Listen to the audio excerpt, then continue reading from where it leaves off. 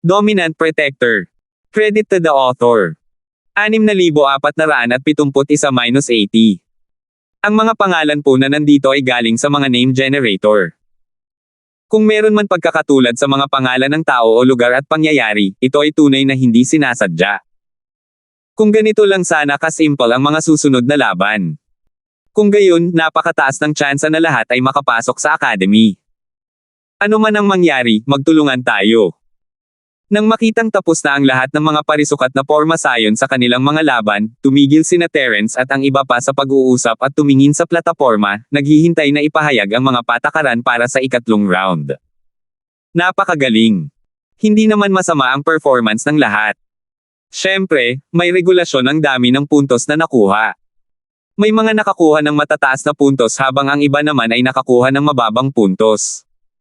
Gayunpaman, hindi mahalaga ito. Magkakaroon pa rin ng mga pagkakataon para habulin ang mga puntos para sa lahat. Hanggat mayroon kang lakas, napakadaling malampasan ang iyong mga kalaban. Sa mataas na plataporma, ngumiti ang matandang lalaki kanina at hinikayat ang lahat. Pagkatapos, sinimulan niyang ipahayag ang mga patakaran para sa ikatlong round. Ang ikatlong round ay magiging isang purong individual na labanan. Susubukan nito ang individual na lakas ng bawat isa. Walang paraan para samantalahin ito. Ang lahat ay nakasalalay sa iyong sariling lakas. Marahil ay kailangan mo ng kaunting swerte, ngunit palagi akong naniniwala na ang swerte ay bahagi rin ng lakas, kaya dapat ipakita ng lahat ang iyong lakas ng lubusan. Habang nagsasalita ang matanda hanggang sa puntong ito, bigla niyang ibinoka ang kanyang mga braso at isang di nakikitang alon ang agad na humampas sa buong eksena. Nanlalabo ang paningin ng lahat ng mga estudyante, at natagpuan nila ang kanilang sarili sa isang malaking plataporma na lumulutang sa hangin. Nawala na rin ang mga tao sa kanilang paligid. Sa malaking platapormang ito sa kawalan, tanging ang mga estudyante na lang ang natira. Hindi mo kailangang magpanik. Ito ay isang teleportation array na nakatago sa plaza. Ay teleport nito ang lahat papunta sa honeycomb space na espesyal na ginagamit para sa labanan. Nasa isang independent space na kayo ngayon at maghahanda para sa individual battle assessment. Naririnig ng bawat estudyante ang boses ng matanda. Gayunpaman, tila nagmula ang boses sa kawalan. Mahinang-mahina ito at hindi nila mahanap ang direksyon kung saan ito nanggaling. Ang ikatlong round ng individual na labanan ay mangangailangan ng kabuoang 5 round ng labanan. Sa unang round, ang espasyo ay mag-aayos ng mga spirit beast na kapantay ng kani-kanilang mga kalaban, at ang mananalo ay makakakuha ng 1 puntos. Sa ikalawang round, ang bawat academy ay magiging kalaban ng isa't isa. Sa bawat pagkakataong pipili sila ng isang maliwanag na pinto na lilito sa plataporma at dadaan dito, makakasalubong nila ang isa pang examinee ng hindi inaasahan, at kung mananalo sila, makakakuha sila ng 1 puntos. At iba pa sa natitirang 3 round, pawang mga labanan sa pagitan ng isa't isa. Senior Ghost, may natuklasan ka bang teleportation formation sa plaza ngayon lang? Ang ganitong uri ng teleportation array na kayang direktang mag-teleport sa atin papunta sa ibang espasyo ay napakalakas. Tumingin si Terence sa paligid at wala siyang nakitang kahit anong spirit beast, kaya napagdesisyonan niyang tanungin muna ang multo. Hindi ko napansin. Pinag-aaralan ko ang mga watawat ng pormasayon sa kalawakan. Teka, tingnan mo muna itong matandang ito. Naging interesado ang multo nang marinig niya ang tungkol sa kalawakan at teleportasyon. Gusto niyang pag-aralan ang mas maraming pormasayon sa lugar na ito at pagkatapos ay i-cross-check gamit ang kalahati ng space array flag para makahanap ng clue. Sa kasamaang palad, pagkatapos ng ilang sandali ng pagmamasid, dumura ang molditang bagay at sinabing, anong honeycomb space? Isa lamang itong top-grade illusionary array, at mas mataas ito sa level 9, kaya hindi mo alam na niloko ka pala. Huwag mong isipin na mukhang totoo ito, katulad talaga ito ng virtual trade sa illusionary array noong nakaraan. Huwag mo itong seryosohin, walang mamamatay dito. Nanghahamak na sabi ng demonyo at bumalik sa pag-aaral ng kanyang mga watawat ng pormasayon sa kalawakan. Bagamat ang ilusyonaryong pormasayon ay lampas sa saklaw ng isang teknik sa pagbuo ng antasyam, hindi siya interesado rito. Kung ikukumpara sa isang teknik sa pagbuo ng kalawakan, isa lamang itong maliit na landas. Isang ilusyonaryong pormasayon. Nagtataka ako kung bakit walang anumang pagbabago bago noong nag-teleport. Ngumiti si Terence at umiling. Masyado pa ring mahina ang kanyang array skills. Mukhang kailangan niya munang maghanap ng oras para matuto mula rito. Sa aspetong ito, kahanga-hanga pa rin ang talento ni Terence, hindi pa kasama sa alchemy. Ang pagkakaiba ay parang pagkakaiba sa pagitan ng langit at lupa, ulap at putik. Sayang naman kung hindi niya ito gagamitin ng maayos. Kadalasan, ang arena daw ay maaaring magdulot ng malaking tulong, at ang papel ng arena daw ay hindi dapat baliwalain. Habang iniisip niya ang mga porma sayon, nagsimulang umikot ang espasyo sa plataporma. Mga 100 talampakan sa harap ni Terence, isang pabilog na pinto ng liwanag ang lumitaw, at isang hari ng lobo sa tuktok ng mastiko na kaharian ng Ascension ang lumabas. Ito ba ang kalaban ko sa unang round? Napaawang ang mga labi ni Terence habang iniisip ang pakikipaglaro sa hari ng lobo ng ilang sandali. Hindi naging madali para sa hari ng lobo ang lumabas, kaya kinailangan niyang magkaroon ng pagkakataong gumanap bilang isang supporting role. Ang paningin ni Terence ay lumampas na sa antas ng profound stage. Anong uri ng mga spirit beast ang nakasalubong niya sa Timog Kontinente? Yugto ng paghati ng mundo, o kahit yugto ng paghati ng dagat? Ang profound stage spirit beast na ito ay hindi man lang kwalipikadong maging kalaban niya. Bagamat isa itong hari ng lobo at mas malakas kaysa sa mga ordinaryong lobo ng nyebe, nasa simula pa lamang ito ng bundok na wala pa ring silbi. Nang sandaling lumabas ang hari ng mga lobo, ibinaba nito ang katawan at bahagyang binaluktot ang mga paa at kamay, saka mahinang umungol kay Terence. Ang temperatura ng buong plataporma ay nagsimulang bumaba ng husto, at isang manipis na patong ng hamog na nagyelo ang nagsimulang mabuo sa mabatong lupa. Mayroon ding mga pinong butil ng nyebe na unti-unting bumabagsak mula sa hangin. Nako, ang galaw na ito ay medyo katulad ng estilo ni na Robert at Jillian. Iniisip ko kung makakasalubong nila ang mga kasama mo. Yelo laban sa yelo, nyebe laban sa nyebe, medyo interesante iyon, sige. Makikipaglaro ako sa iyo ng ilang sandali. Bulong ni Terence sa sarili at sinimulang gayahin ang kakayahan ni na Robert at Jillian sa yelo at nyebe. Gamit ang mga taktika sa labanan ng kapalaran ng langit, kayang gayahin ni Terence ang halos lahat ng mga kasanayan. Bukod sa teknik ng pagtakas gamit ang kidlat at teknik ng pagtakas gamit ang hangin, kaya niyang gayahin ang iba. Nasa kanya na lang kung komportable ba siya rito at kung handa ba siyang gamitin ito. Medyo natigilan ang hari ng lobo ng nyebe. Bigla nitong natuklasan na mas bumaba pa ang temperatura sa paligid nito, at ang bilis ng paglitaw ng yelo at nyebe ay lubhang tumaas. Gayunpaman, hindi ito ang epektong dulot nito. Bagamat mas kapaki-pakinabang ang kapaligirang ito, kung magpapatuloy ito, tila may mangyayaring masama. Bagamat nasa isang ilusyon lamang ito, ang katalinuhan at kakayahan sa pakikipaglaban ng hari ng lobo ay kapareho ng tunay na hari ng lobo. Instinct nitong naramdaman na may mali kaya agad nitong inatake si Terence. Ang mahinang ungol ay nauwi sa isang matinis na alulong, at isang ipoypo ang naglabas ng nyebe at yelo sa kalangitan, na bumuo ng mahigit 10 lobo ng nyebe, na sumugod kay Terence. Hindi naman masama ang galaw na ito. Katulad ito ng libu-libong pagbabago sa kagubatan. Sa hinaharap, magagamit ko ito para takutin ang mga tao sa mundo ng yelo at nyebe.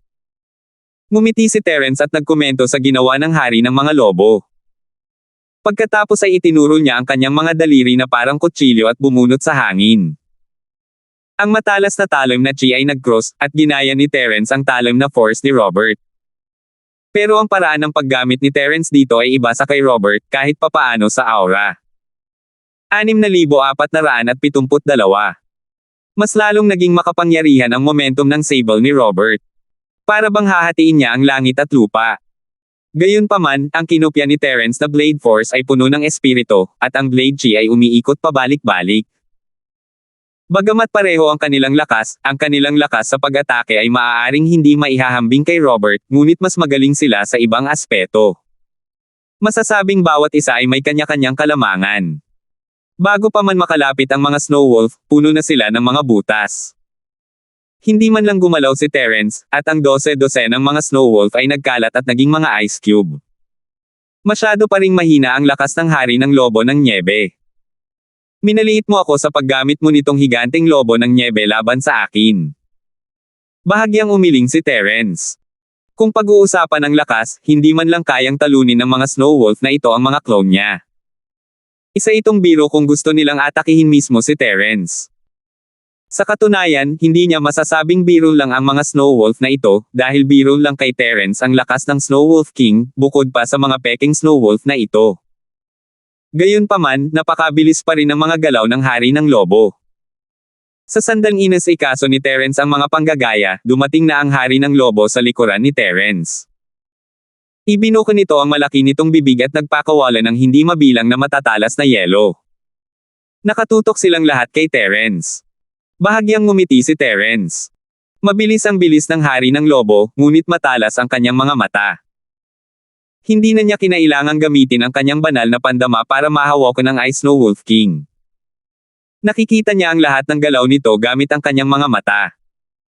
Ang tinatawag na sneak attack ay natural na walang anumang banta. Sumabog at naging alikabok ang mga ice cone sa hangin habang gumagalaw ang Ice Wolf King's blade. Hindi nagawang makalusot ng mga ice cone ang bare ng talam. Inilipat ng Ice Wolf King ang mga paa nito at patuloy na umikot kay Terence, naghahanap ng butas. Na-addict si Terence sa paggamit ng kanyang blade aura, at sa ilalim ng kanyang control, parami ng paraming blade chi ang lumilitaw sa plataporma. Biglang naging medyo magulo ang magaan at mabilis na mga hakbang ng Hari ng Lobo. Hindi sinasadyang nasugatan ito ng blade chi, at di nagtagal, napuno ito ng mga sugat. Kalimutan mo na, masyado ka pa ring mahina. Hindi mo man lang kayang tiisin ang blade force ng aking kuta. Mas mabuting tulungan kitang maalis ito sa lalong madaling panahon. Umiling si Terence. Gusto niyang subukan ang lakas ng kanyang espada ng mas matagal pa, ngunit hindi niya inaasahan na magiging ganito kaina ang Hari ng mga Lobo. Nawalan siya ng gana na magpatuloy. Isang talon ng yelo ang biglang lumitaw sa leeg ng Hari ng Lobo. Mabilis itong umikot hiniwa ang leeg ng Hari ng Lobo. Isang mapanglo na sigaw ang pinakawalan ng Hari ng Lobo at bumagsak sa lupa. Natapos ang unang round ng ganoon lang, at tatlong maliwanag na pinto ang lumitaw sa harap ni Terence, sila na ang susunod niyang kalaban. Tumingin sa kaliwa at kanan si Terence bago naglakad papasok sa maliwanag na pinto sa gitna. Ang tanging pag-asa niya ngayon ay hindi ang makilala ang sarili niyang mga kababayan. Malas talaga kung makakaharap niya sila sa ganitong oras. Gayunpaman, sa bilang na 1,300 katao, napakaliit pa rin ang pagkakataong makilala ang isa sa 5 tao sa kanyang panig. Pagpasok nila sa bagong plataporma, may lumabas mula sa isa pang maliwanag na pinto sa tapat nila. Isa ito sa mga kandidato para sa pagtatasa. Pero hindi siya taga Golden Sea, kundi isang katutubong Mestico. Hindi alam ni Terence ang pangalan niya, at hindi niya ito masyadong pinansin, pero naalala niya na nakakuha ang lalaking ito ng 8 puntos sa unang round. Ang laban ko ngayon ay dapat ituring na natapos ng mabilis, hindi ba? Pagkalabas niya pa lang sa pinto ng liwanag, may lumabas mula sa kabilang panig. Hindi naman siguro nagkataon lang yun, di ba? Hindi kaya iba ang daloy ng oras sa ilusyonaryong pormasayon na ito. Kahit gaano karaming oras ang gamitin sa unang round, maa-adjust pa rin ito sa parehong oras ng pagtatapos sa huli. Kumpara sa kanyang kalaban, mas interesado si Terence sa tanong na ito. Kung isa lamang itong ilusyon, wala nang pakialam si Terence kahit na isa itong pormasayon na higit pa sa level 9. Hindi pa siya sapat ang lakas, kaya wala nang saysay pang mag-alala tungkol dito. Pero pagdating ng panahon, ibang usapan na. Ang espasyo at oras ay palaging magiging pinakamalalim na paksa ng pananaliksik sa larangan ng mga pormasayon. Ang daloy ng oras sa ilusyonaryong pormasayon na pinasok niya noong tinulungan niya si Mike na lumahok sa pulong ng pamamahagi ng ruta sa dagat ng Yellow Rank Sea Route Management Association ay iba sa totoong oras, ngunit ang oras sa loob ay pareho pa rin. Gayunpaman, ang ilusyonaryong pormasayon na kanilang naranasan ngayon ay maaaring gumamit ng ibang daloy ng panahon, na sulit na pag-aralan. Ikinwento ni Terence ang natuklasang ito sa multo, sa pag-aakalang magiging interesado ang multo. Hindi niya inaasahan na sasawayin siya ng multo. Paano kung maraming pagbabago sa daloy ng panahon sa ilusyonaryong pormasayon? Hindi ito gaanong nakatulong sa pagbuo ng isang pormasayon na tunay na makakapagpabago sa daloy ng panahon. Kung may oras ka para magmalasakit dito, dapat mong pag-aralan ang ilang matibay na kaalaman sa array DAO at pagbutihin ang iyong antas ng array DAO sa lalong madaling panahon. Pagkatapos, matutulungan mo akong pag-aralan ang kalahati ng watawat ng space array. Sa pamamagitan lamang ng paghahanap ng misteryo ng kalawakan magagamit ng isang tao ang pagbabago sa daloy ng panahon sa isang malayang espasyo. Kung hindi, mawawalan ng kahulugan ang lahat. Naiintindihan mo ba? Kailangan mong maging simple. Matapos siyang sermonan ng Time Time ng nakakatakot na bagay, ipinagpatuloy nito ang pag-aaral ng mga watawat ng space array ng may kakaibang tawa. Nawala ng malay si Terence, ayaw lang talaga nitong mag-aksaya ng oras. Ayos lang kung abala ka sa pag-aaral ng mga space array flags, pero bakit kailangan mo pang magsalita ng ganyan? Sige, may katuturan ang sinabi mo, isa kang dalubhasa sa array daw, kaya may katuturan ang sinasabi mo. Terence. Hindi ko inaasahan na ganito pala kaganda ang swerte ko, na makilala ang 9-point genius na gumawa ng pangalan para sa kanyang sarili sa unang round. Kung gayon, tingnan natin kung gaano kalakas ang isang 9-point genius. Hindi alam ng lalaki na kausap ni Terence ang multo, at medyo natuwa siya nang makita niya si Terence. Ang pagsubok ng talento ay maipapakita lamang kung gaano kataas ang potensyal ng isang tao, ngunit hindi nito ibig sabihin kung gaano sila kalakas. Ang lalaki ay 80% na henyo, ngunit may tiwala siya sa sarili niyang lakas. Lihim siyang natutuwa na makita si Terence. Ang pagkatalo sa isang henyo gamit ang 9 na puntos ay makakatulong sa kanyang nakatagong score. Ang tinatawag na nakatagong score ay tumutukoy sa score ng pagganap sa pagtatasa. Bagamat hindi ito hayagang ay dadagdag sa mga puntos na nakuha, kung sakaling pareho ang mga huling puntos, uunahin ng akademya ang pagpasok sa mga estudyanteng may ganitong mga nakatagong puntos. Hindi mahalaga kung medyo mas mababa ang kanilang score noong pagpasok dahil sa kanilang magandang performance. Maaari ring matanggal ang mga may matataas na puntos ngunit mahina ang performance. Ako ba ang kausap mo? Bumubulong pa rin si Terence sa kanyang puso nang marinig niya ang lalaking nasa tapat niya na bumubulong. Hindi minamaliit ni Terence ang kalaban na ito, pero hindi niya talaga mapigilan ang sarili na maging masyadong interesado. Sa kanyang paningin, ang lalaking ito ay tila hindi kasing lakas ng Ice Snow Wolf King.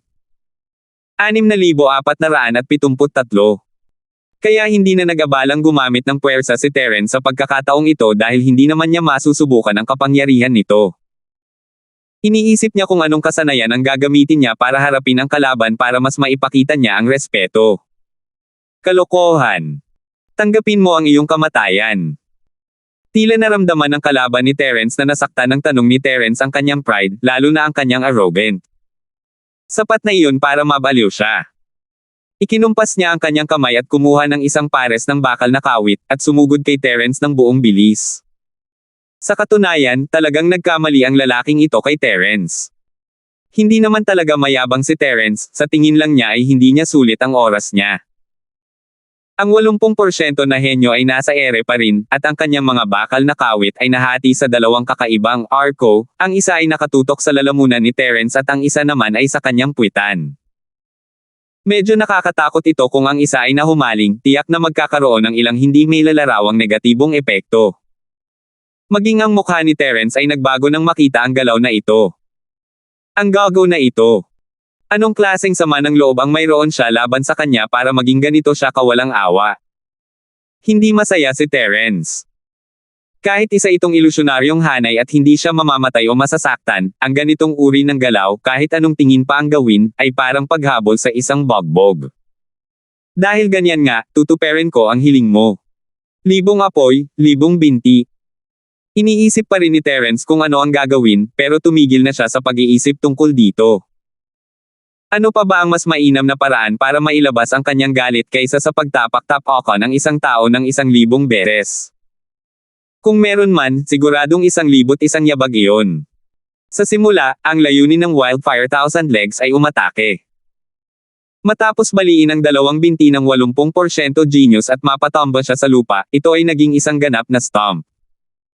Sa loob ng isang hininga, ang makakapal na anino ng mga binti ay dumapo sa katawan ng malas na lalaki, walang kahit isa ang nawala.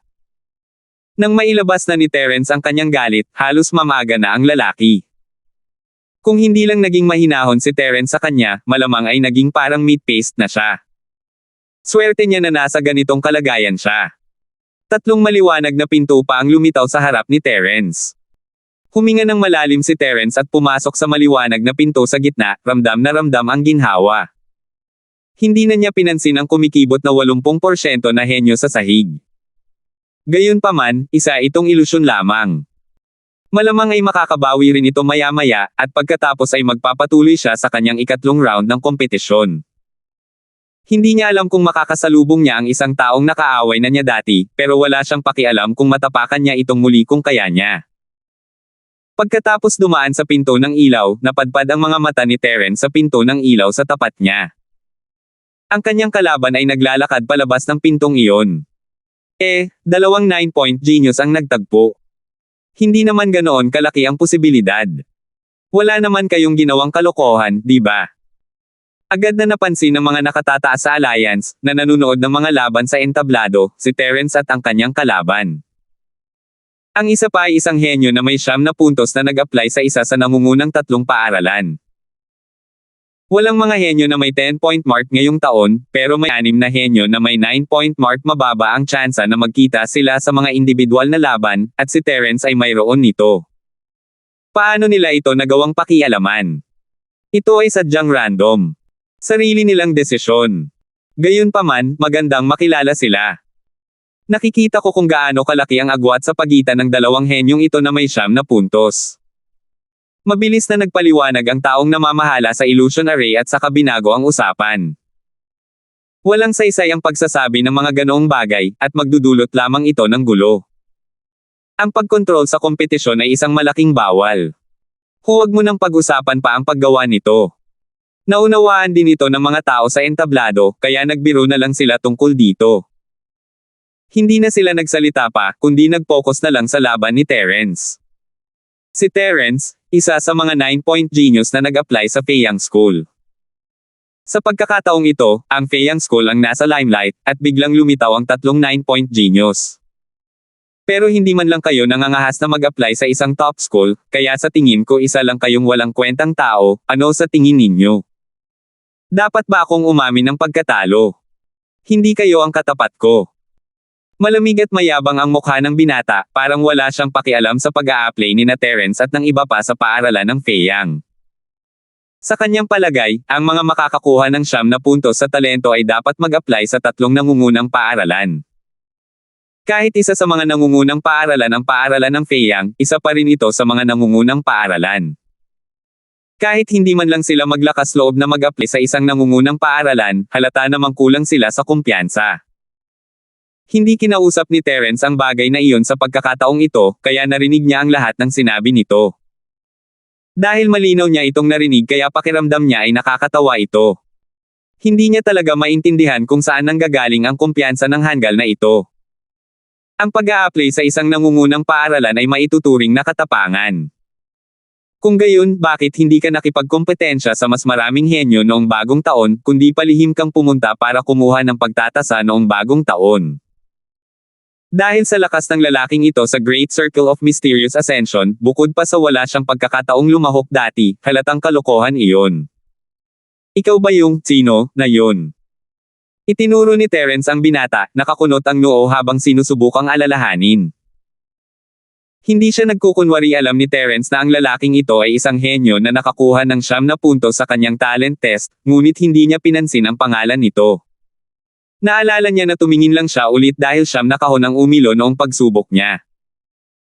Bukod sa mga taong nasa panig ni Terence, 3 lang ang nakakuha ng 9 na puntos, kaya iniisip ni Terence kung sino sa 3 ang lalaking ito. Pero sa paningin niya, halatang iniinsulto siya ni Terence.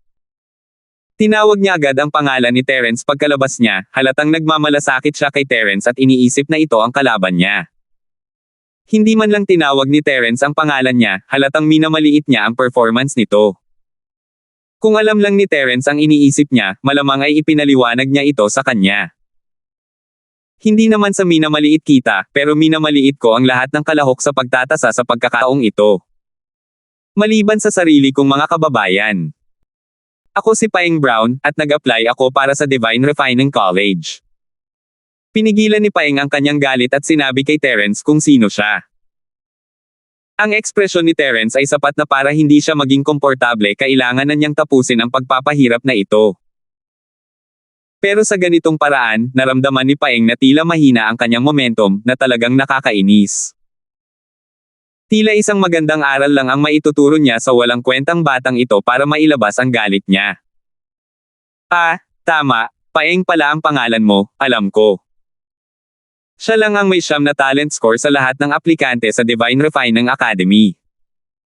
Itinuro ni Terence si Paeng na parang may napagtanto siya. Mabuti naman at alam mo na. Bibigyan kita ng isa pang pagkakataon. Gusto mo na bang sumuko? Sa ganitong paraan, hindi mo na kailangang sayangin ang iyong enerhiya. May 2 pang round, kaya dapat mong itabi ang iyong enerhiya para makakuha ng mas maraming puntos. Kung hindi, nakakahiya kung hindi ka man lang makakapasok sa Peiyang College. Gustong-gusto ni Paeng na turuan ng leksyon si Terence, pero ayaw niyang palampasin ang pagkakataong ito para kutsain ito. Napagpasyahan niyang kutsain muna si Terence bago gumawa ng hakbang. 6,474. Wala akong pakialam kung gusto mong sumuko.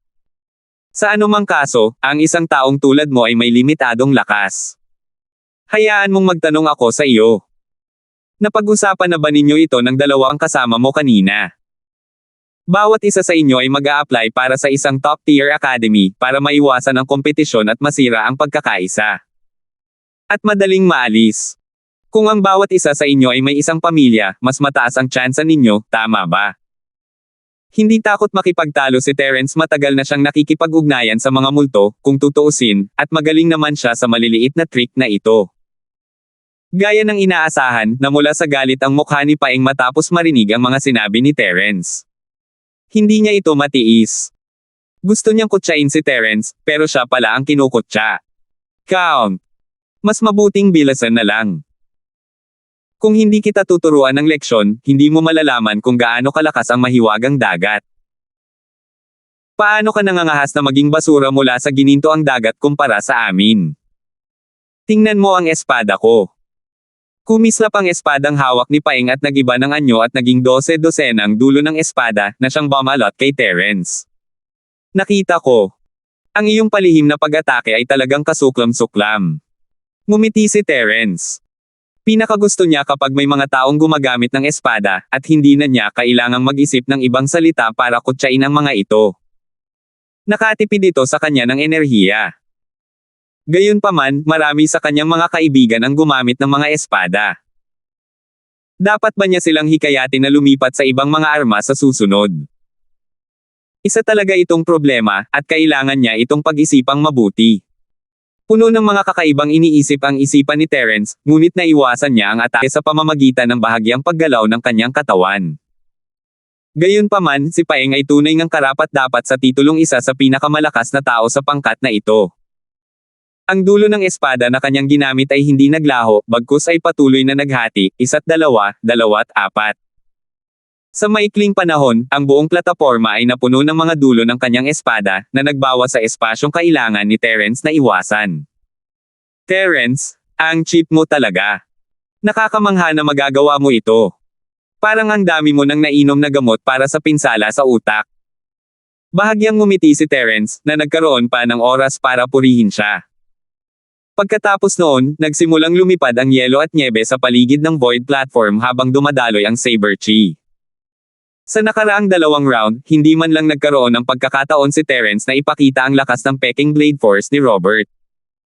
Sa pagkakataong ito, kasama si Paeng, naramdaman ng matalas na pandaman ni Terence na magagamit niya ang lalaking ito para subukan ang kapangyarihan ng Peking Blade Force.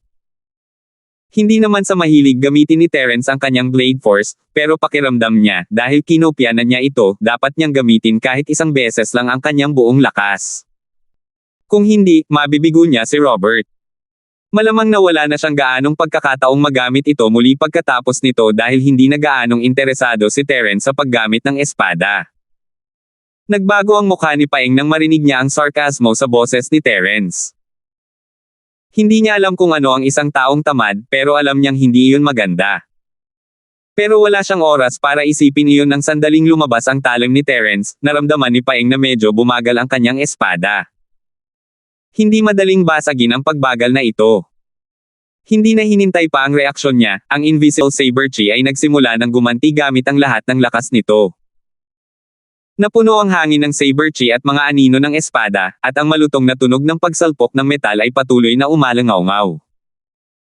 Halos sa oras na kailangan para huminga, ang Saber Chi ay lubos na ng ibabaw. Ang mukha ni Paeng ay lalong pumangit. Hindi niya inaasahan na si Terence ay magiging ganito kalakas, at hindi lang basta mas malakas kaysa sa kanya. Ito ay isang nakakagulat na antas. Bilang isang henyo na makakakuha ng 9 na puntos sa talento, si Paeng ay may dapat ngang ipagmalaki. Bagamat nasa tugatog siya ng mistiko na kaharian ng pag-akyat, wala siyang naging problema sa pagharap sa tugatog ng gitnang yugto ng nahating kaharian ng bundok, kaya hindi niya masyadong inisip si Terence noong una. Hindi kailanman magiging kalaban niya ang isang bata mula sa rehiyon ng Yellow Sea. Gayunpaman, pinatunayan ng mga katotohanan na anuman ang mangyari, ang hindi niya kalaban ay si Paeng mismo. Hindi man lang siya nagkaroon ng pagkakataong matalo sa hindi gaanong nakakahiyang paraan habang pinipigilan siya ni Terence mula sa lahat ng panig. Walang pakialam si Terence sa iniisip ni Paeng, masaya niyang kinokontrol ang kanyang espada para umatake. Magaling na kalaban si Paeng, halos kaya niyang ilabas ang buong lakas ng kanyang espada.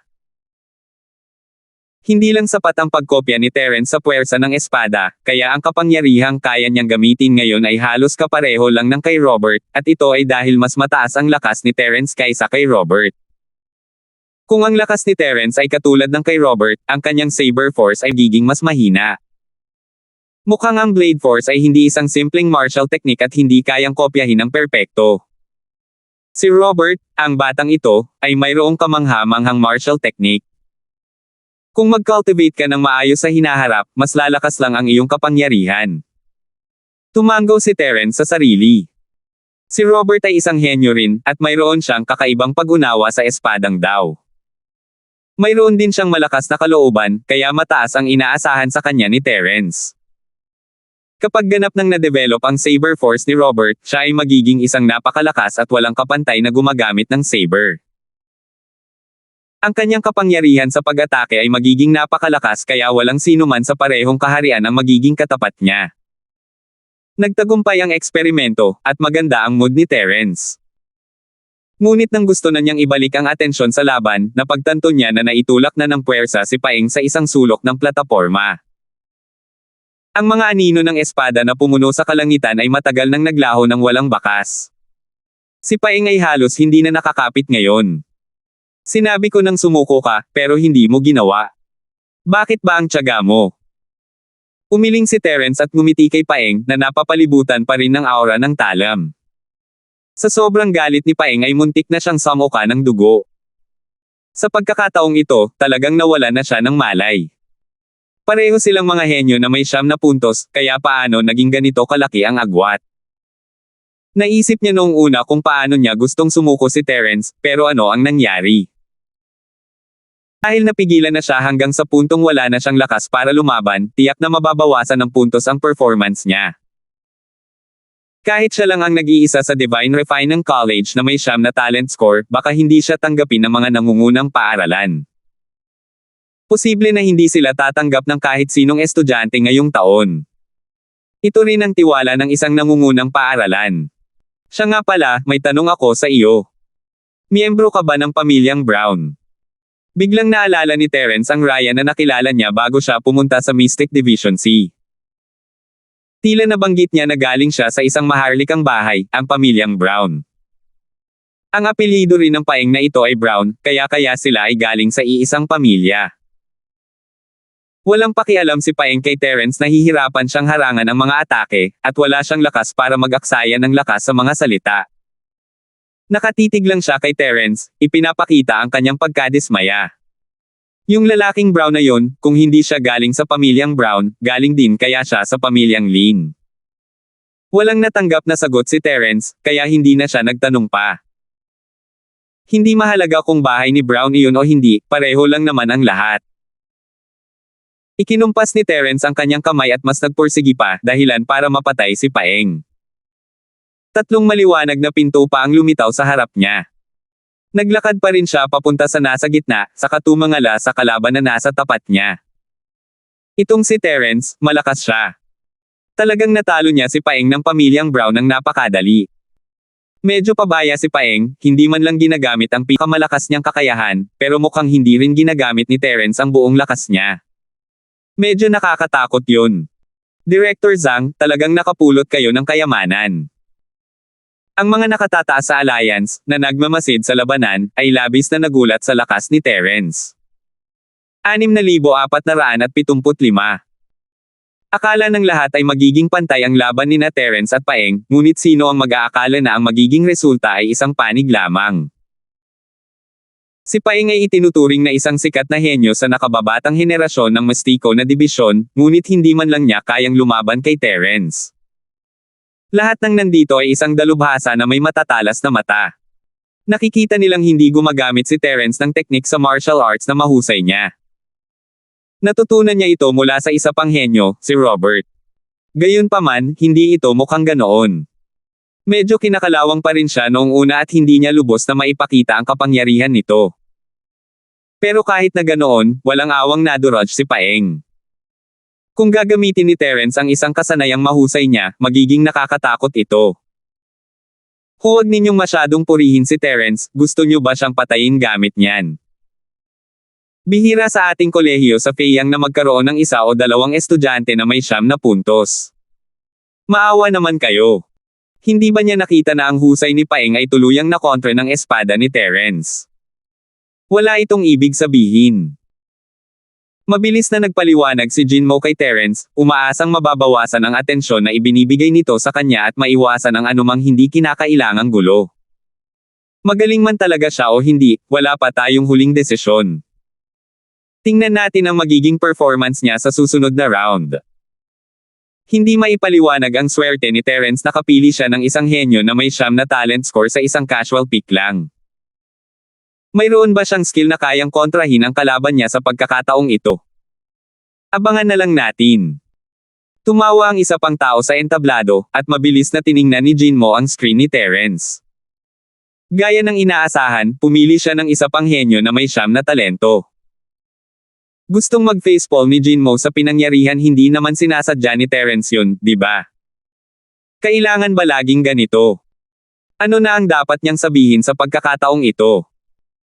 Hindi alam ni Terence na nag-aalala sa kanya si Jinmo sa entablado. Tiningnan niya ang taong lumabas at medyo natigilan. Ang kalaban niya sa pagkakataong ito ay isang batang babae, isang maliit na loli para maging eksakto. Kung titingnan ang kanyang itsura, mga 12 o 13 taong gulang lamang siya. Malalaki ang kanyang mga mata, at may kaunting baby fat sa kanyang mukha. Ang cute niya talaga. Nasa tugatog pa lamang siya ng kalagitnaan ng yugto ng mahiwagang Ascension Realm, ngunit alam ni Terence na ang kakayahan sa pakikipaglaban ng batang babaeng ito ay hindi masusukat sa kanyang antas. Ang malas naman ng pagkikita namin ni Terence, kuya.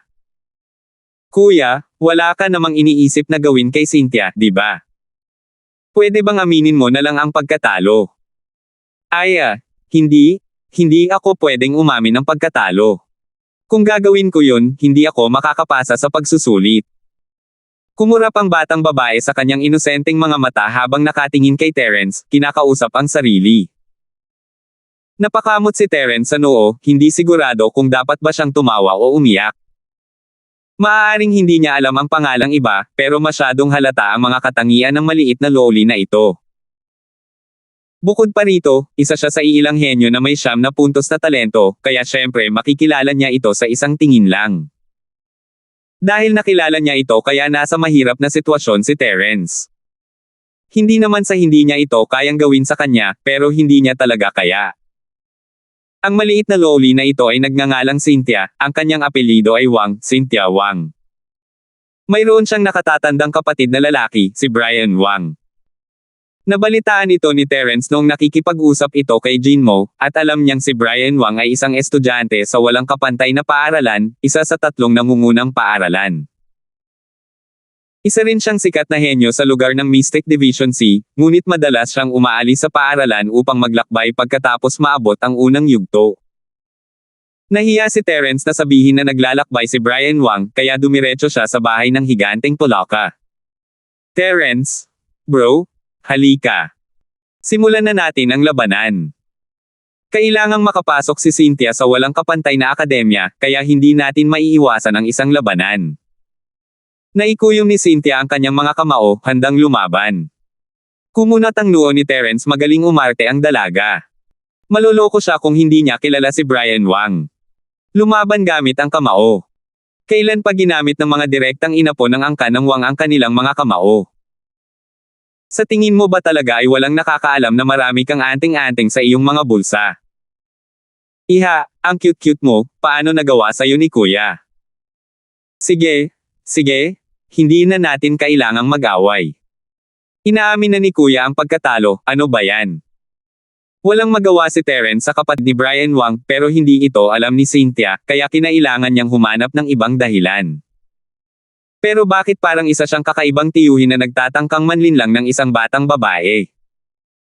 Hindi alam ni Terence kung ano ang ugali ng iba, pero nakaramdam siya ng pananakit ng balahibo sa buong katawan niya. Talaga. Napakabuting tao ni Kuya.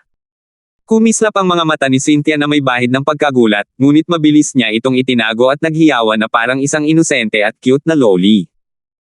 Nahadjep ni Terence ang gulat sa mga mata niya. Hindi inakala ng babaeng ito na susuko na talaga si Terence sa laban. Sinabi at ginawa niya ang lahat ng iyon para lang manhid si Terence, para siya ang maging panalo.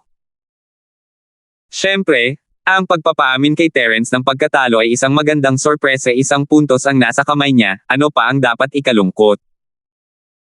Hindi ako maituturing na mabuting tao, pero hindi ko talaga kayang apihin ang maliliit na batang babae. Bahagyang ngumiti si Terence, at idinagdag pa ang ideya na hindi niya maaaring apihin ang kapatid ni Brian Wang.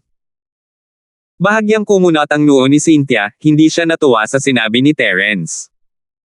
Bagamat bata pa siya, isa siyang tunay na henyo. Labis siyang ipinagmamalaki at lalo siyang kinasusuklaman kapag tinatawag siyang batang babae. Kung hindi lang dahil sa malaking bagay ang makapasok sa paaralan ng Wushuang, hindi niya gugustuhing ibigay ito sa kanya ni Terence. Pipigilan na lang niya ang sarili na labanan si Terence ngayon at saka na lang niya ito pag-iisipan. Inamin niya talaga ang pagkatalo. Hindi ba't masyadong malambot ang puso nitong si Terence? O wala man lang siyang pakialam sa pagtatasa? Sa ikalawang round ng mga laban ng individual at koponan, sumuko na tayo minsan, at sumusuko ka na naman. May ilan sa mga nasa entablado na hindi masyadong natuwa sa mga kilos ni Terence, iniisip na masyado itong mabait. Ang isang kompetisyon ay parang digmaan, isa itong bagay na may kinalaman sa buhay o kamatayan, paano niya ito maituturing na parang laro ng bata? Sa tingin ko, hindi naman masama ang ginagawa ni Terence. Natural lang sa isang babaeng tulad ni Cynthia na sumuko. Ang mga taong may ganitong ugali ay magkakaroon ng mas mataas na tagumpay sa hinaharap. Isa pa, mula sa pangyayaring ito, makikita natin ang matibay na kumpiyansa ni Terence. Wala siyang pakialam sa ilang punto dahil iniisip niyang kaya niyang bawiin ang maliit na pagkakaibang iyon anumang oras. Sa madaling salita, mayroon siyang lubos na kumpiyansa sa kanyang sarili, at walang pagsubok ang makakapigil sa kanya. May mga taong pumuri sa mga kilos ni Terence at nahinuhan na ang lakas ni Terence ay mas malakas kaysa sa ipinakita niya. Sapat ang lakas niya para makayanan ang iba pang mga pagsusulit at makakuha ng matataas na marka. Hindi ganito kalakas ang kumpiyansa ni Paeng at Cynthia. 6,476. Napangiti ng mapait si Jinmo sa sarili. Matapos mapansin si Terence, kahit ano pa ang desisyong gawin niya, malamang ay ipagwawalang bahala na lang ito ng mga tao. Gayunpaman, hindi niya mapabulaanan ang mga sinabi ng lalaki. Tiyak na may buong tiwala si Terence sa kanyang sarili na gagawin ang ganoong pagtanggap. Gayunpaman, nadama ni Jinmo na may iba pang mga dahilan sa likod nito. Halimbawa, kilala ni Terence ang kapatid ni Cynthia na si Brian Wang. Kung hindi, bakit pa niya itatanong ang tungkol sa sitwasyon ni Brian Wang? Bagamat hindi lumaban si Terence sa pagkakataong ito, kumpara sa pakikipaglaban, ang ipinakita niya ay mas karapat-dapat sa ating atensyon. Ang isang estudyanteng may talento, lakas, at karakter na tulad nito ay karapat-dapat sa ating buong paglilinang. Kung sa tingin ng kolehiyo ng Feiyang ay lampas na ito sa kanilang kapangyarihan, handa kaming tumulong. Malinaw na isa itong lantara na pagtatangka na agawin siya. Bago ko siya agawin, sasabihin ko sa iyo, aagawin ko siya, huwag mo akong pigilan. Hindi lang ang bahay na ito, ang ibang mga bahay na akala nila ay mas malakas na ay nagsisimula ng hindi mapakali.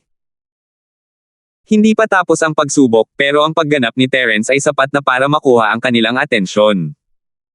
Hindi na kailangan yan. Hindi naman mataas ang paaralan namin sa Feyang, pero may kakayahan kaming turuan si Terence. Salamat sa kabaitan mo, pero hindi kami mag-aatubiling tulungan ka kapag kailangan mo. Tumawa si Jinmo at maingat na tinanggihan ang mungkahi. Mabilis niyang ibinalik ang atensyon ng lahat sa kompetisyon, kaya tinapos ang usapan tungkol kay Terence. Umaasa na lang siya na ang huling kalaban ay hindi isang henyo na may 9 na puntos, at sana ay makaharap ni Terence ang isang mahinang tao para mabilis niyang matapos ang ikatlong round. Para bang narinig ni Terence ang mga panalangin ni Jinmo, talagang nakatagpo siya ng isang napaka-ordinaryong kalaban sa pagkakataong ito. 6 na puntos lamang ang kanyang talento, at ang kanyang lakas ay nasa tugatog lamang ng maagang yugto ng mahiwagang pag-akyat. Nang makita niya si Terence, agad niyang inamin ang kanyang pagkatalo, mas direkta kaysa dati. Kaya naman, ang huling 2 kalaban ni Terence ay natapos sa 2 pagsuko. Ang tanging kaibahan lang ay inamin ni Terence ang pagkatalo ng 1 beses, at pagkatapos ay tinanggap ang pagkatalo ng 1 pa. Pagkatapos ng 5 round ng kompetisyon, halos sabay-sabay na bumalik ang lahat sa plaza. May mga bagong punto sa kanilang mga Jade Token. Nakakuha si Terence ng 4 na puntos sa pagkakataong ito. Sa kanyang maliit na koponan na binubuo ng 6, tanging si Robert lamang ang nakakuha ng buong 5. Seryoso, makakaharap mo ang isang kalaban sa tugatog ng Mystic Ascension. Terence, kung makakaharap mo ang taong ito sa susunod, kailangan mong gumanti para sa akin. Nakakuha si Natalie ng 4 na puntos. Kahit na may talento siya, karaniwan lang ang lakas niya. Napakaswerte niya na nakakuha ng 4 na puntos. Tungkol naman sa mistiko at buong cultivation ng Ascension na itinuro niya, ngumiti si Terence at sumang-ayon dito matapos itong makita, ngunit malamang na magiging napakahirap na makilala siya sa kompetisyon. Ang sitwasyon ni Jillian ay katulad ng kay Natalie. Pareho silang may talento ngunit mahina. Gayunpaman, maganda rin ang kanilang swerte na nakakuha ng 4 na puntos sa huli. Sa kabilang banda, masasabing karaniwan lang ang swerte ni Rowell at Lillian, o medyo masama pa nga. 2 laban lang ang napanalunan ni Rowell, habang si Lillian naman ay nakakuha ng 3 puntos. Kung gusto nilang dalawa na makapasok sa Liuyon Academy, kailangan nilang magpakita ng mas mataas na performance sa mga susunod na pagsusulit. Napakagaling, hindi naman masama ang performance ng bawat isa sa mga individual na laban, at nakakuha rin kayo ng sapat na puntos para pantayan ang sa inyo. Pagkatapos ng 2 round ng matinding laban, ang ika-4 na round ay dapat na maging relax at masayang pagtatasa. Lahat, hindi ninyo kailangang gumamit ng anumang pisikal na lakas o tunay na chi.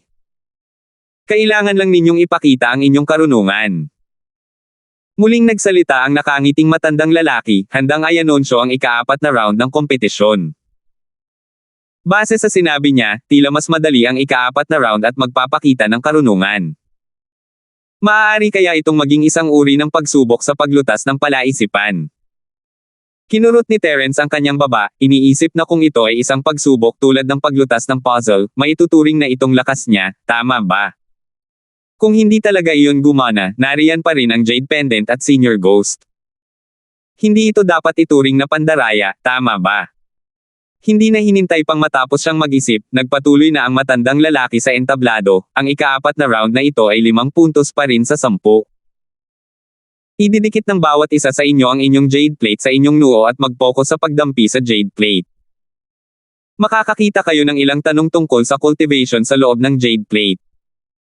Gamitin ang inyong sariling pag-unawa sa cultivation upang sagutin ang mga tanong na ito. Pagkatapos, ayon sa inyong mga sagot, matutukoy ang pangwakas na score. Kumurap si Terence bago at interesante ang pagsusulit na ito. Iba-iba ang pagkakaintindi ng bawat isa sa pagsasanay, at walang paraan para magpanggap na lang. Tutal, magsasanay pa rin ng mag-isa ang isang tao pagkatapos pumasok sa paaralan. Magiging malaking problema kung malalaman ng mga tao na hindi nila sinasagot ang mga tanong sa parehong paraan. Gayunpaman, hindi natakot si Terence sa pagsusulit na ito. Matatag ang kanyang pagsasanay, at mayroong gumagabay sa kanya mula sa gilid. Naniniwala siyang mayroon siyang higit pa sa sapat upang masagot ang mga tanong. Matapos ay anunsyo ng matandang lalaki ang pagsisimula ng pagsusulit, inilagay ni Terence at ng iba pa ang kanilang mga jade card sa kanilang mga noo, handang sagutin ang mga tanong. Malinaw na nakita ni Terence ang mga tanong sa jade, at mga teorya nga iyon tungkol sa cultivation. Mabilis niya itong sinagot, at napakadali lang para sa kanya. Hindi lang napansin ni Terence na ang pagsubok na ito ay may pagsubok pala para sa lakas ng espiritual na pandama ng isang tao. Napakahina ng lakas ng espiritual na pandama ng isang profound stage practitioner. Bagamat binigyan ito ng malaking kahalagahan ng mistiko na dibisyon, napakakaunting mga tagapagsaka ang makakaranas ng paglilinang ng banal na kahulugan bago makapasok sa mga paaralang may pinakamataas na antas, kahit na ang mga aristokratang pamilya. Kaya naman hiniling ng alyansa ng mga paaralan na ilagay ang pendant na jade sa noo. Ito ay upang maging madali para sa mga taong walang banal na pag-iisip na magtuon sa pagdama sa mga tanong sa pendant na jade at pagkatapos ay gamitin ang kanilang konsepto sa pag-iisip upang sagutin ang mga ito. Sa prosesong ito, maaaring masubukan ng isang tao ang potensyal ng espiritual na pandama ng isang tao.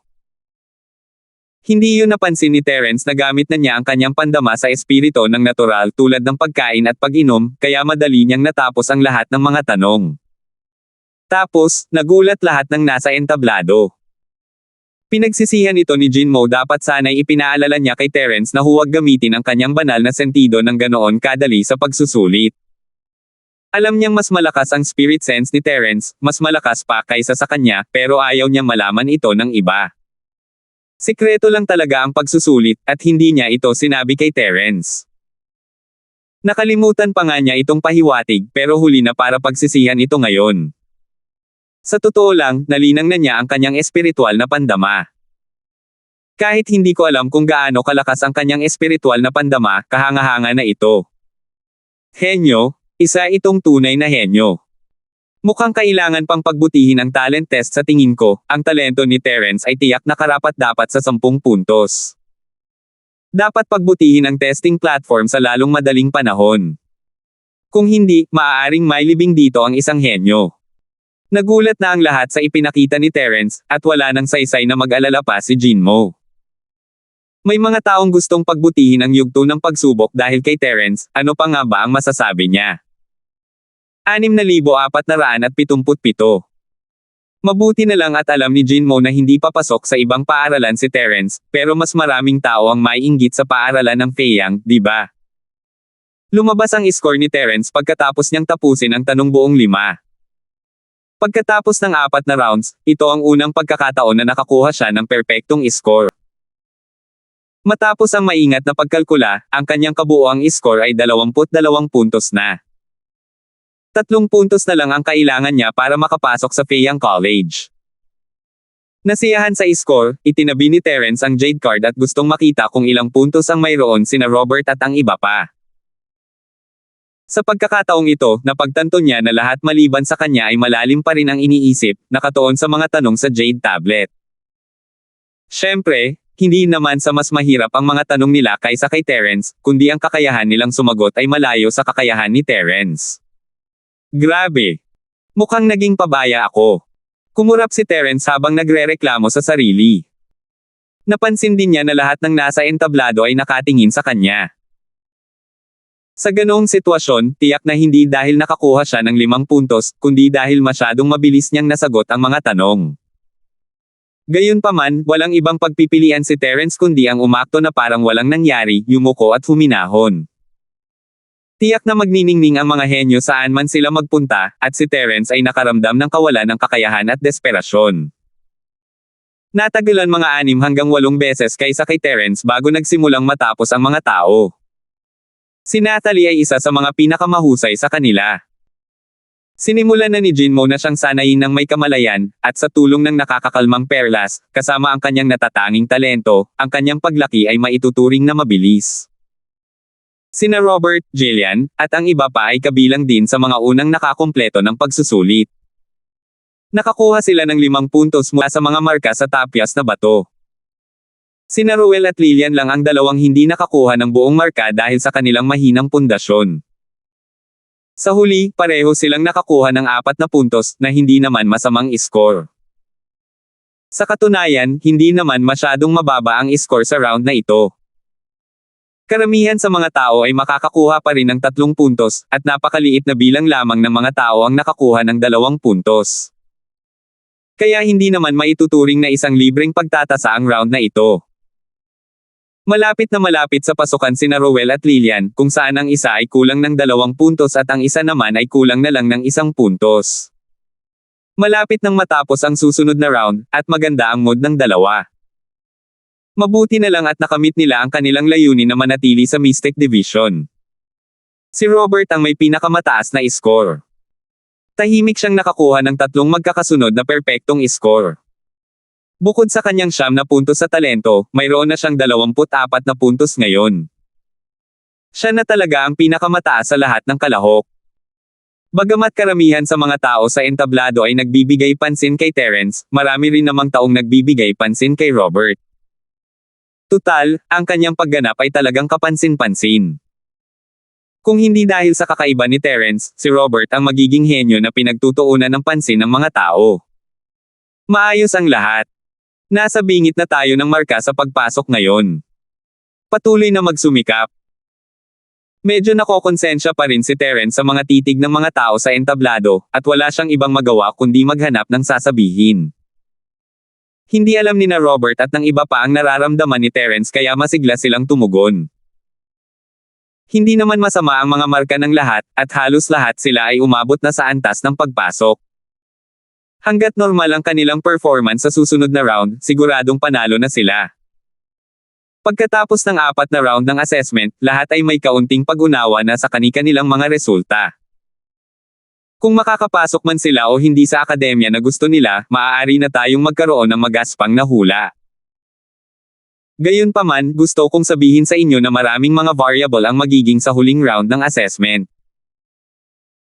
Ang mga may matataas na marka ngayon ay maaaring hindi na mapanatili ang kanilang matataas na marka, at ang mga may mababang marka ay maaaring hindi naman kinakailangang hindi makaganti. Kaya, wala pang nakatakdang desisyon.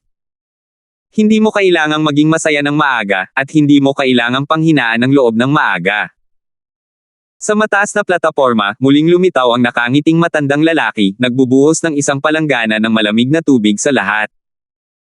Siyempre, para sa mga hindi naging perpekto ang resulta, muling nagningges ang apoy ng pag-asa.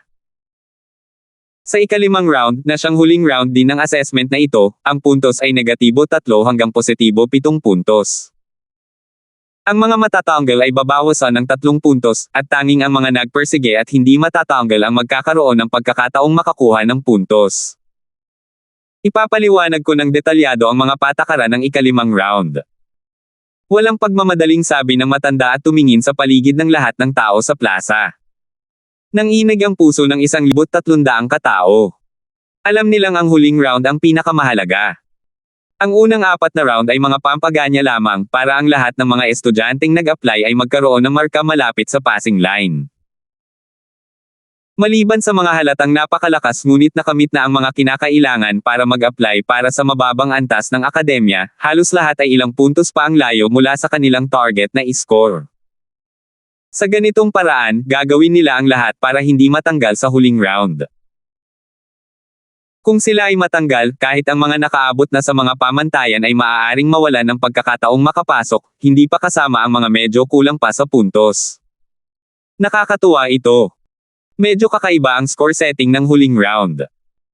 Parang mas brutal ang pagsubok na ito kaysa sa individual na laban. Napansin ng matalas na pandaman ni Terence ang pagkakaiba. Gusto niyang manatiling mahina sa huling round at makakuha ng ilang puntos. Basta't malagpasan niya ang pinakamababang marka sa Fayang College, ayos lang sana. Pero kung titingnan ang sitwasyon ngayon, wala nang posibilidad na manatiling mahina. Kung aksidente silang naalis, matatapos na sana sila. Hindi mahalaga kung bawas ang 3 puntos, dahil kapag natanggal na sila, hindi na nila mararating ang pamantayan. Sa huling round, lahat kayo ay teleport papunta sa mga bundok ng Buji. Random ang lokasyon ng lahat, pero ang saklaw ay hindi lalagpas sa 100 milya. Kakailanganin ninyong hanapin ang Extreme Valley sa hanay ng mga bundok ng Buji at kolektahin ang Extreme Fine Iron doon. Para sa bawat unit ng pinong bakal na pantikip sa ulap na makukuha mo, makakakuha ka ng 1 puntos. Tandaan, ang hanay ng bundok ng Buji at ang lambak ng Extreme ay parehong puno ng panganib, kaya bibigyan ka ng isang anting-anting na panglipat. Kung makakaharap ka ng anumang panganib, maaari mong piliing gamitin ang anting-anting upang bumalik dito. Siyempre, kapag ginamit mo ang anting-anting, ibig sabihin ay matatanggal ka na. Kahit na mayroon kang sapat na cloud trapping iron, wala itong silbi. Tanging ang mga na-teleport sa itinalagang teleportation point lamang ang maaaring gumamit ng cloud trapping iron para makipagpalitan ng mga puntos. May isa pang bagay na kailangan mong tandaan. Pagkatapos mong tumungo sa bundok Buji, mayroon ka lamang 5 araw para kunin ang ulap na kumukuha ng pinong bakal. Kung hindi ka babalik sa teleportation point pagkatapos ng takdang oras, ituturing kang eliminated.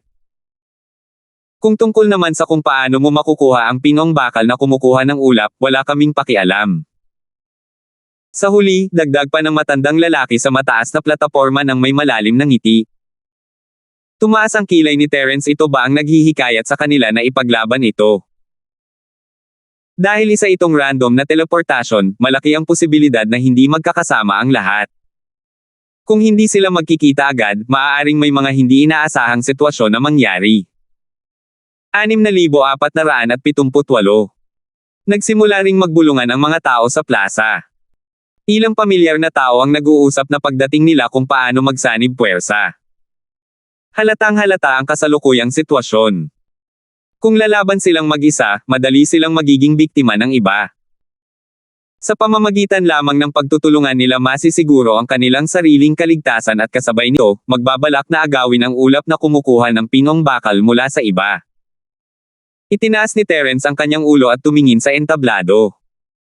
Kumuha ang matandang lalaki ng 1 piraso ng bakal na pantikip sa ulap pagkatapos niyang magsalita. Tila may mga ulap na patuloy na dumadaloy sa pinong bakal na kulay abo, puting kulay abo. Ang ganitong uri ng pinong bakal na kumukuha ng ulap ay isang mahusay na material para sa paggawa ng mga armas. Bagamat ang isang unit ng bakal na kumukuha ng ulap ay kasinlaki lamang ng itlog, sapat na ito upang magamit sa iba pang mga materyales upang makagawa ng isang disenteng sandata tulad ng isang maikling kutsilyo o isang mahabang espada. Ito ay isang unit ng pinong bakal na pantikip sa ulap. Hanggat makakakuha ka ng 7 bahagi, makakakuha ka ng buong score na 7 puntos. Bukod pa rito, mayroon ka ng lahat ng karapatan sa pinong bakal na pantikip sa ulap. Kung handa mong ibenta ito, mabibili rin ito ng Alliance of Schools sa presyong nasa merkado. Sige, hindi na ako magsasalita pa. Dapat kayong maghanda para umalis. Kumaway ang matandang lalaki pagkatapos niyang magsalita, at may nag-activate ng teleportation array sa plaza. Hindi naman kalayuan ang ganitong uri ng random teleportation array, kaya hindi masyadong interesado ang multo. Ayaw niyang lumabas at pag-aralan ito, kaya ipinagpatuloy niya ang pag-aaral ng kanyang space array flag sa Jade Space. Mag-ingat kayong lahat pagdating ninyo roon. Gagawa ako ng paraan para makita muna kayo. Kung may makaharap kayong panganib na hindi ninyo kayang labanan, mag-teleport lang kayo pabalik. Hanggat buhay kayo, may pag-asa. Huwag kayong lumaban ng diretso. Bamulong si Terence sa iba. Hindi siya nag-aalala kay Robert, pero bukod sa kanya, ang iba, kasama na si Natalie, ay hindi ganoon kalakas. Kung makakatagpo sila ng mas malakas na kalaban, maaaring mapatay sila agad, lalo na sa mga bundok ng Buji at Extreme Valley. Maaaring may iba pang mga panganib, at mas gugustuhin pa ni Terence na mawala ang kanilang mga kwalifikasyon kaysa hayaang may mangyari sa kanila. Naiintindihan namin, huwag kang mag-alala. Hanggat hindi tayo pupunta para kunin ang ulap na nakakulong sa pinong bakal, sa palagay ko ay walang darating at magpapahirap sa atin. Tutal, walang sino man ang gagawa ng isang bagay na makakasakit sa mga tao nang walang anumang pakinabang. Unang tumango si Jillian, pinalubag si Terence. Pinag-isipan ito ni Terence at sumang-ayon. Kung mayroon silang bakal, posible na gugustuhin ito ng mga tao, ngunit kung walang pakinabang, walang mag-aaksaya ng kanilang lakas sa kanila, maliban na lang kung mayroong matinding puot. Si Joshua at ang iba pa marahil ang tanging nagkimkim ng sama ng loob kina Terence at Robert. Malamang ay hindi sila maglalakas loob na abutin ang mga ito kung sakaling lumitaw sina Terence at Robert anumang oras. Gayunpaman, mag-ingat kayong lahat. Magkikita tayo pagdating natin doon. Robert, dapat mo ring pagsikapan na tipunin silang lahat. Kung hindi natin sila mahanap sa mga panlabas na rehiyon, magkikita tayo sa pasukan ng lambak ng Siancong. Tumango si Terence at binigyan si Robert ng ilang karagdagang payo. Walang problema. Huwag kang mag-alala, boss. Tiyak na makakapagtipon tayo ng ligtas. Tumango ng mariin si Robert, isinusumpa sa sarili na tatapusin niya ang gawain ni Terence. Sa sandaling ito, mayroon ng mga parisukat na pormasayo na nagsimulang gumalaw. Pumasok sila sa pormasayo ng teleportasyon at tumungo patungo sa bundok Buji. Bago pumasok ang lahat, bibigyan sila ng isang anting-anting para sa teleportasyon, na gagamitin bilang isang paraan upang makatakas. Bukod pa rito, mayroon ding mapa ng topograpiko ng kabundukan ng Buji, na nagsasaad ng lokasyon ng lambak. Napakabilis ng teleportasyon, at hindi nagtagal ay dumating na ang pagkakataon ng grupo ni Terence. Matapos makapasok ang lahat sa pormasayo ng teleportasyon, ang bahagyang pagkahilo ay nawala sa isang iglap, at sa sumunod na sandali ay nasa kabundukan na sila ng Buji. Tumingin si Terence sa kaliwa't kanan, wala talagang tao sa paligid. Di nagtagal, napagtanto ni Terence na naharangan din ang kanyang pandama sa espiritu. Sa kabundukan ng Buji, ang kanyang banal na pandama ay umaabot lamang ng halos 1,000 metro, na nasa loob din ng kanyang inaasahan.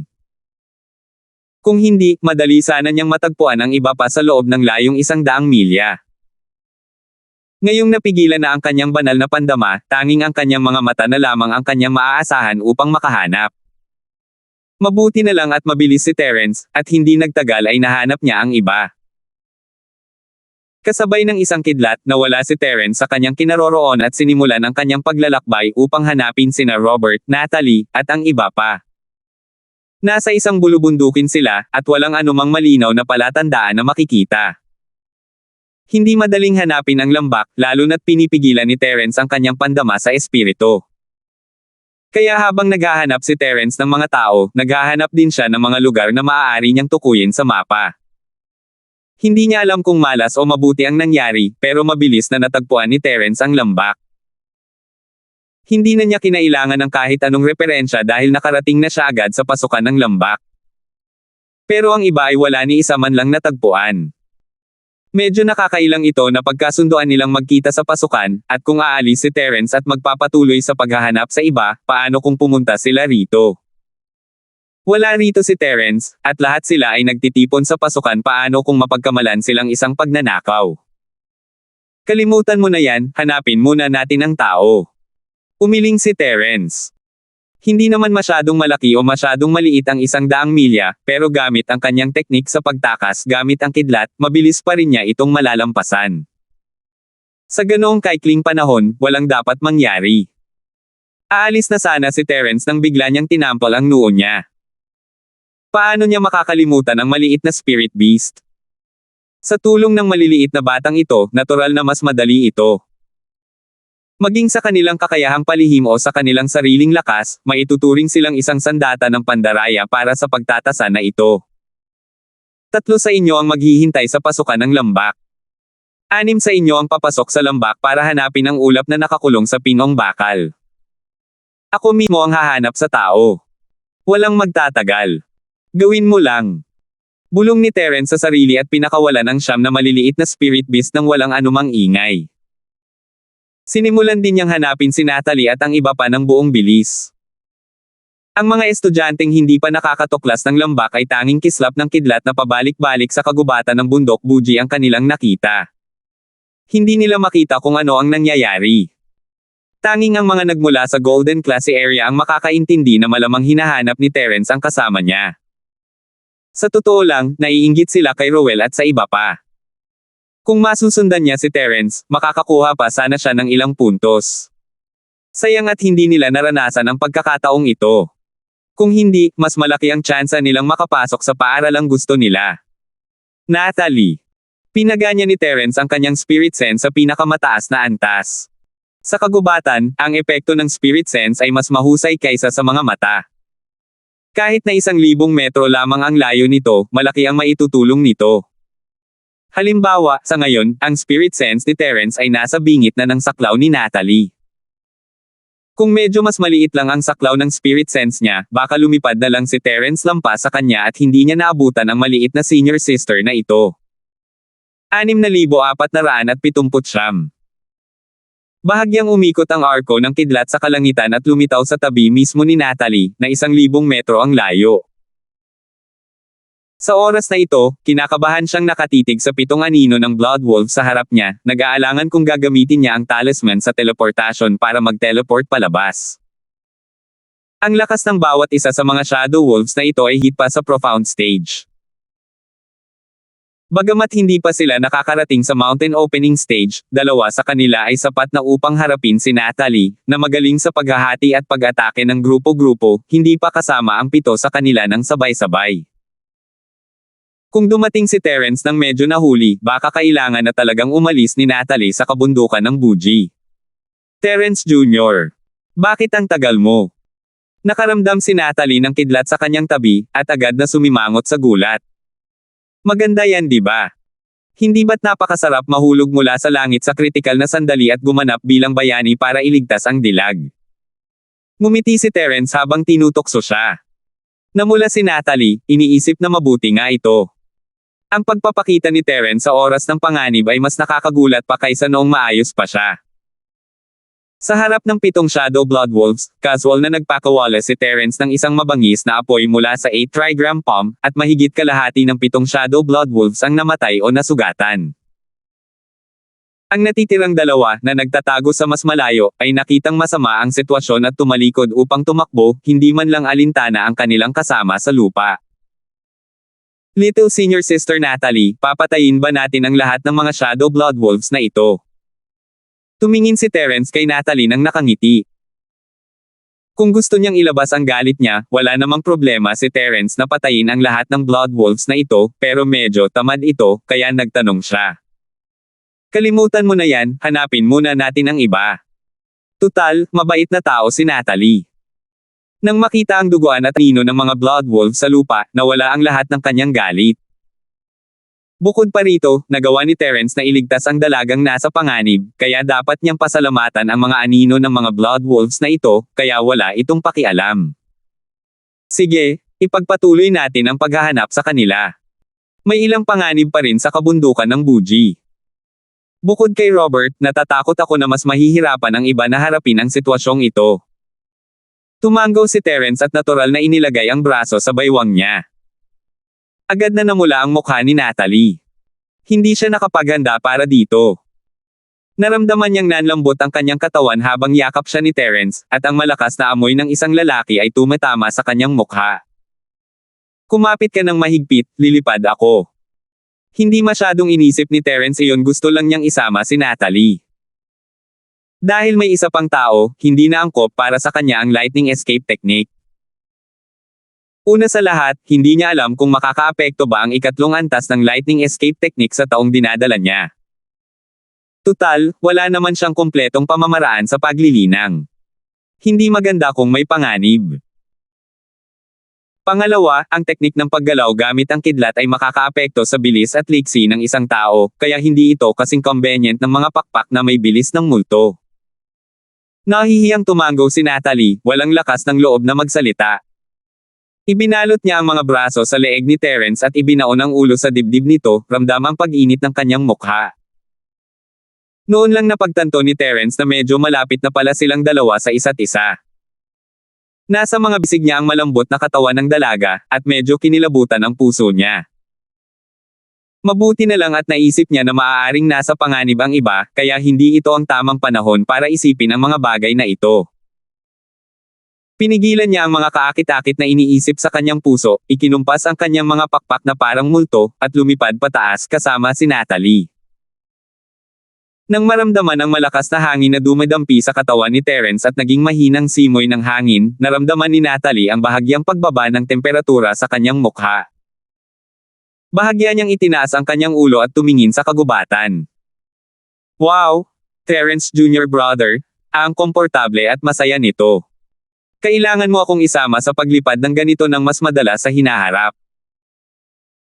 Pagkatapos sabihin iyon, naramdaman ni Natalie na medyo hindi naaangkop ang kanyang mga sinabi, na para bang gusto talaga niyang buhatin siya ni Terence at lilipad sa kalangitan, at muling nag-init ang kanyang mukha. Hindi masyadong inisip ni Terence ang tungkol dito at casual na sumagot, ang kanyang atensyon ay nakatuon pa rin sa paghahanap ng mga bakas ng grupo. Ang mga pakpak na parang ghost speed ay hindi nagdulot ng anumang paggalaw, na siyang ganap na kabaligtaran ng teknik ng paggalaw ng kidlat. Hindi kasing bilis ng ikatlong antas ng kidlat ang kanyang bilis, ngunit kung pag-uusapan ang pagtatago ng kanyang mga bakas, mas mahusay pa rin ang mga pakpak na may bilis ng multo. Hindi napansin ng ibang mga trainee sa kagubatan si Terence na lumilipad sa ibabaw ng kanilang mga ulo. Sa prosesong ito, nakikita ni Terence ang mga talisman sa teleportasyon na paminsan-minsang nagliliwanag. Malinaw na maraming taong nakaranas ng mga panganib na hindi nila kayang harapin at piniling isuko ang pagsubok para sa kanilang sariling kaligtasan. Matapos sumuko, mawawalan sila ng 3 puntos. Sa ganitong mga sitwasyon, halos walang sino man ang matagumpay na makakapasok sa paaralang gusto nila. Hindi naman mapanganib ang unang 4 na round, at marami pa ring free points events. Lumalabas na ang pinakamahirap ay ang naghihintay sa ika-5 round. Sa Fuji Mountain Range pa lang ay marami nang natanggal na tao. Hindi pa nga tayo nakakarating sa valley, at kapag nakapasok na tayo sa lambak, baka mas mapanganib pa ito. Bumantong hininga si Terence. Wala siyang magagawa kung napakaraming tao ang maaalis, ang tanging inaasahan niya ay makakayanan ni Rowell at ng iba pa. Hindi nagtagal, nakahanap si Terence ng 2 pang tao, si Robert at Jillian. Napakaswerte nilang dalawa na natagpuan ang isa't isa ng maaga. Dahil sa kanilang pagtutulungan, hindi sila kayang takutin ng mga ordinaryong panganib, kaya't maayos silang nakausad at natagpuan ang iba pa sa daan. Robert, may nangyari ba sa iyo? Bumaba mula sa langit si Terence kasama si Natalie, at lumapag sa unahan nilang dalawa. Boss, magkasama rin ba kayo? Wala naman kaming nakitang malalaking problema. Hindi naman masyadong mapanganib ang mga spirit beast. Nang makita silang dalawa nina Robert at Jillian, masayang lumapit sila upang salubungin sila.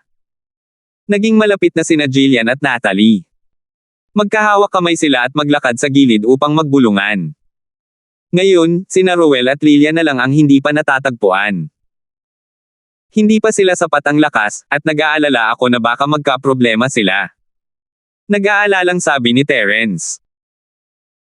Matapos makilala si Natalie, nalaman niyang maaaring nasa panganib ang iba pa, kaya't pinaalis niya ang lahat ng maliliit na spirit beast dito, isa na lamang ang iniwan sa pasukan lambak upang maghintay sa kanila, habang ang 8 pa ay nagkalat upang hanapin ang kanilang mga bakas. Gayunpaman, wala pa ring balita tungkol kina Rowell at Lillian, habang natagpuan ni Terence sina Robert at Jillian ng mag-isa. Oo nga. Karamihan sa mga spirit beast dito ay nasa profound stage. Mahihirapan sina Rowell at Lillian na harapin sila. Tumango si Robert. Kung hindi siya naging sapat na malakas, mahihirapan sana siyang makagalaw ng ligtas sa kagubatan. Kumusta naman? Dalhin ninyong dalawa si Natalie sa pasukan ng lambak. Mas mabilis kung ako lang maghahanap ng mag-isa. Mag-ingat kayong dalawa sa daan. Huwag kayong papasok pagdating ninyo sa pasukan. Hintayin nyo na lang ako doon.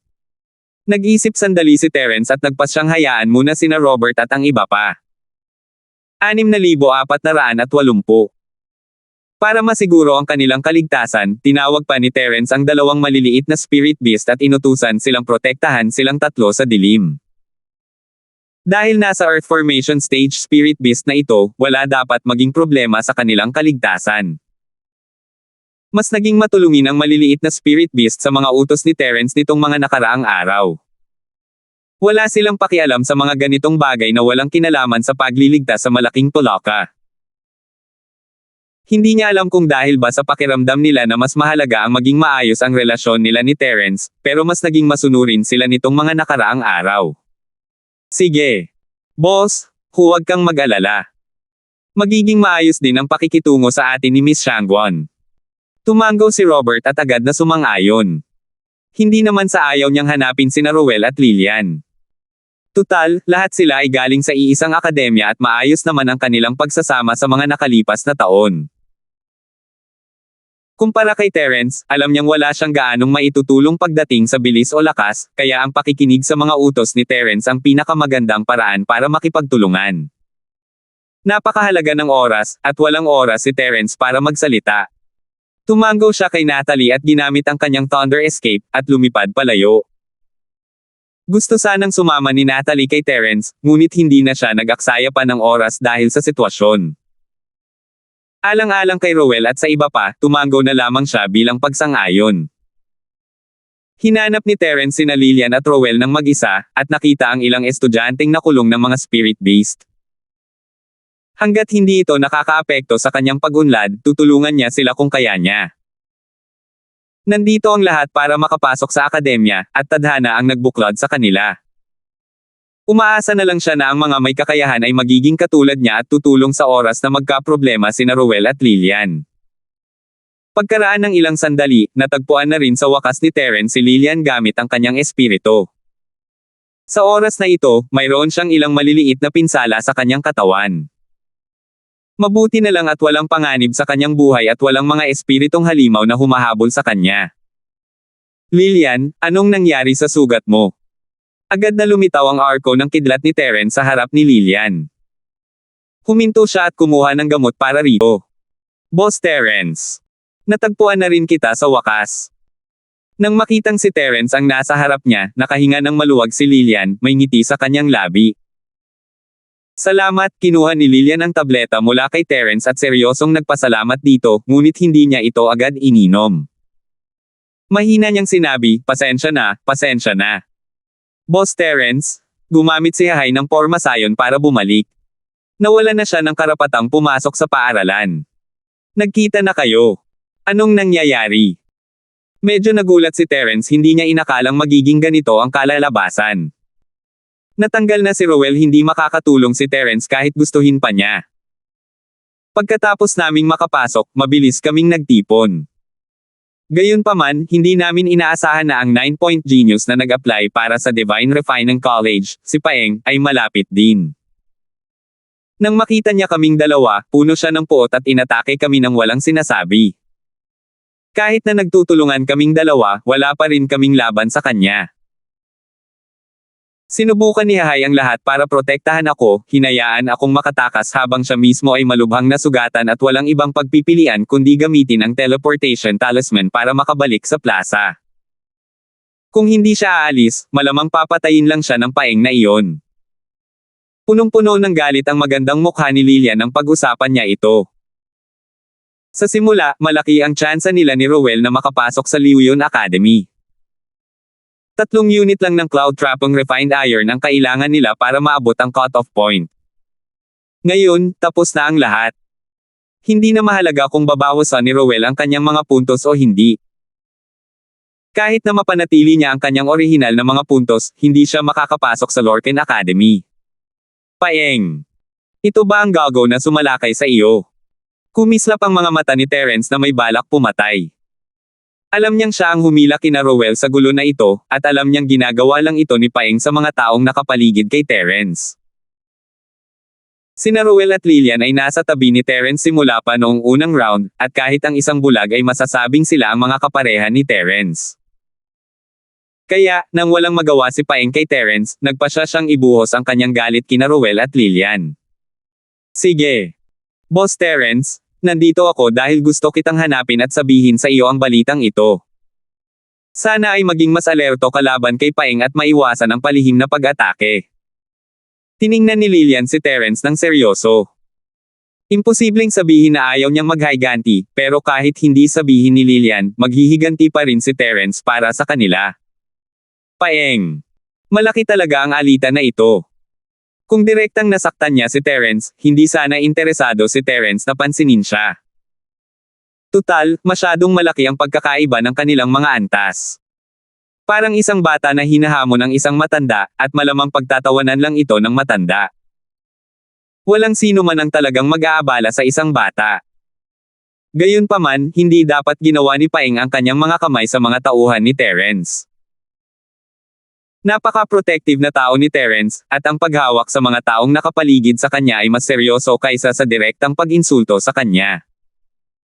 Hanggat nakikita ni Terence si Paeng, hindi ito magtatapos ng maganda para sa kanya. Huwag kang mag-alala, hindi magtatagal magiging mayabang si Paeng. Ipapaalam ko sa kanya kung paano isulat ang salitang panghihinayang. Binawi ni Terence ang balak na pumatay sa kanyang mga mata at ngumiti kay Lillian. Si Robert at ang iba pa ay nagtipon na. Sasalubungin natin sila sa pasukan ng lambak at pagkatapos ay papasok sa lambak. Kukunin natin ang lumulubog na pinong bakal na ulap at sabay na aayusin ang laban kay Paeng.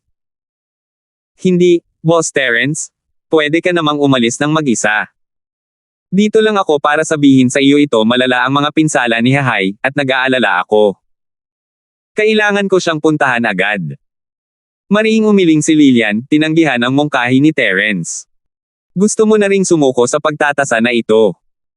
Sandali na tumigil si Terence bago niya napagtanto hindi nakapagtataka na tumanggi si Lillian na kainin ang gamot na ibinigay nito. Itinatabi niya ito para kina Rowell. Maaaring makakuha si Terence ng kahit gaano karaming tabletang ito hanggat gusto niya, ngunit napakahalaga ng mga ito para sa iba. Minsan, kahit na mayroon kang spirit jade, maaaring hindi mo ito mabibili. Si Lillian ay isa ring taong alam kung ano ang makabubuti para sa kanya, kaya natural lamang na ayaw niyang gamitin ito para sa kanyang sarili. Oo, hindi na makakatagal si Hahay sa Mystic Division ngayon. Wala nang saysay kahit makapasa pa ako sa pagsusulit. Simula nang magkita kaming muli, isinumpa ko na hindi ako mahihiwalay sa kanya. Kung hindi siya makakatagal sa dagat ng Mystic Class, hindi rin ako mananatili.